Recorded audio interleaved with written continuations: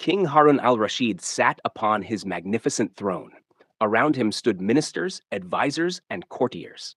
The palace shimmered with lights, and silence filled the grand hall, radiating awe and authority. Suddenly, the king placed his hand on the hilt of his sword and spoke. "Tell me, is there anyone in this world freer than I am?"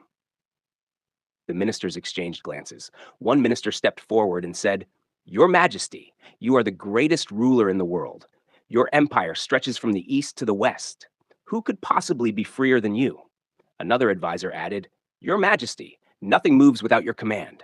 Everyone in the world is your servant, and the greatest crown of freedom rests upon your head." But the king frowned and said, "No, I am not satisfied. A question stirs within my heart. Call Baylol the wise. I will ask him myself." A few moments later, the door opened. A thin man in simple clothes entered, holding a wooden staff, a gentle smile on his face. This was Baylol the wise.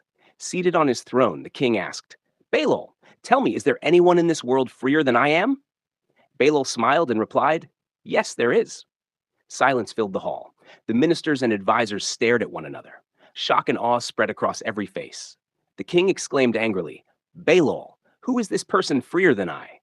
Baylol tapped his staff on the ground and said, "Your Majesty, you have an empire, treasures and armies, yet you are a slave to them all. I am free. I eat what I find, sleep wherever I can. I do not worry about thrones or crowns. My freedom surpasses even your vast empire." The king was astonished. He said, "Baylol, I possess palaces, wealth, and power, and you have nothing. Yet you call yourself free?"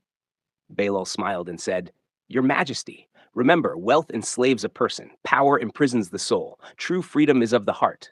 I am content with what I have, and my heart is at peace. This is the true kingship." The pride on the king's face slowly melted. He sank into deep thought. After a few moments, he spoke softly. "Baylol, you speak the truth.